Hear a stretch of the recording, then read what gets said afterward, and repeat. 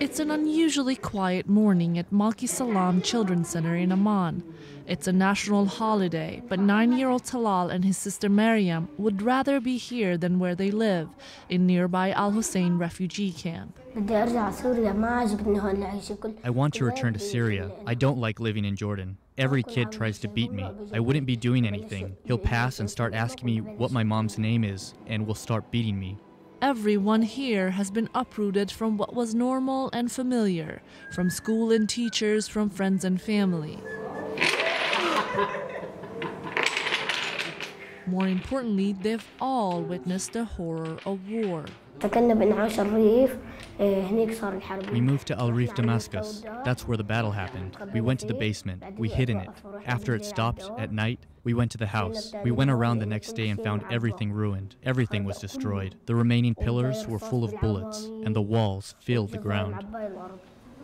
Talal and Maryam have been coming to the center for 2 months. They are a part of the 3-month-long rehabilitation program run by Dr. Shafik and his colleagues. I feel really have many problems with the children coming from Syria. Assad regime destroy everything in Syria. Destroy the body, the emotions, everything. Every 3 months, Dr. Shafik interviews and selects 20 Syrian children from the Al Hussein refugee camp to participate in a program. Most are suffering from post-traumatic stress disorder, manifested in bedwetting, nightmares, aggression, and fear of social contact. Talal was one of them only a couple of months ago. I asked him about the nightmares. Did he still have a nightmares? He said no, everything stopped, but I have good dreams. Good dreams about Syria, about coming back to Syria and go to the gardens, go to the families and to his home and go to the mosque. Playing at the center is as close as it gets to returning to Syria. Normally, the schedule is packed with various forms of therapy, but playing and singing is always a part of it. It's all about finding the joy of being a child again. But the rehabilitation does not end here. On this day, Dr. Shafik, who left Syria 2 years ago himself, is going to visit the families. Every day we talk with the parents of the children.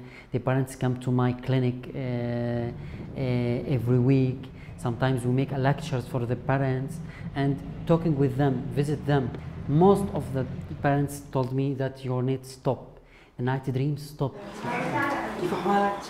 Dr. Shafik and his colleagues stay in close contact with the more than 200 program alumni.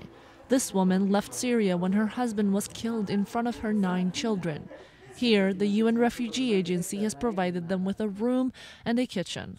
3 of her children were a part of the Salaam program. Their mother said when they come back from the center, laughing and playing, singing, they became very, very good. So she asked me, please, we need them to come back to the center. But Dr. Shafik can't make that promise. Resources and space at the privately funded center are limited. He wants to give as many as possible the opportunity for treatment. I told everybody here in Syrian people, we have to be stronger. Assad regime wants to destroy everything inside ourselves. Really, I come back to my home, I play with my family, with my children, as nothing happened. This is my job. This is my job.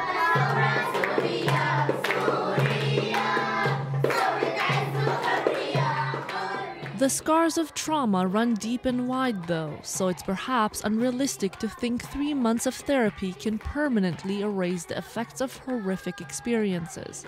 But Dr. Shafik and the Malki-Salaam Center tried to bring back a sense of normalcy, joy, and perhaps belonging to a handful of children at a time.